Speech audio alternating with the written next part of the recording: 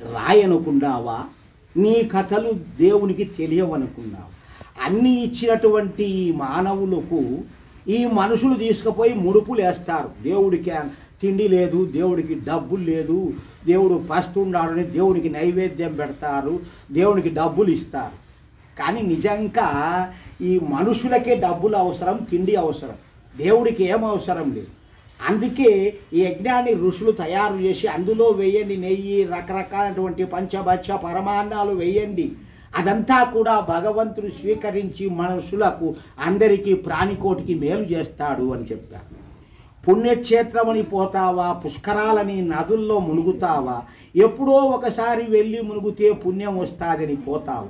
నిత్యము అక్కడి జనులంతా మునుగుతూ ఉన్నారు, చేపలు కప్పలు, వానికి ఎంత పుణ్యం వచ్చింది ఆలోచించండి. ఊరికే పోవడం కాదు, ఆ చేపలు కప్పలు నదులలో ఎంతకాలం నుంచో బ్రతుకుతూ ఉంటాయి. మరి వాటికి పోలేదే పాపాలు, పోయి వాళ్ళు ముక్తికి పొందలేదే.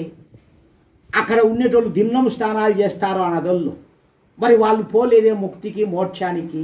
ఆలోచించాలి. పుణ్యము యాత్రలు తిరిగితే రాదు, మనస్సు నిర్మలం పెట్టి మనస్సులో ఉండే దురాలోచనలు, మంచి బుద్ధులు పెంచుకోవాలి, దురాలోచనలు చంపి మంచిగా ఇతరులకు ప్రాణికోటికి మేలు చేసే గుణం సంపాదించాలి.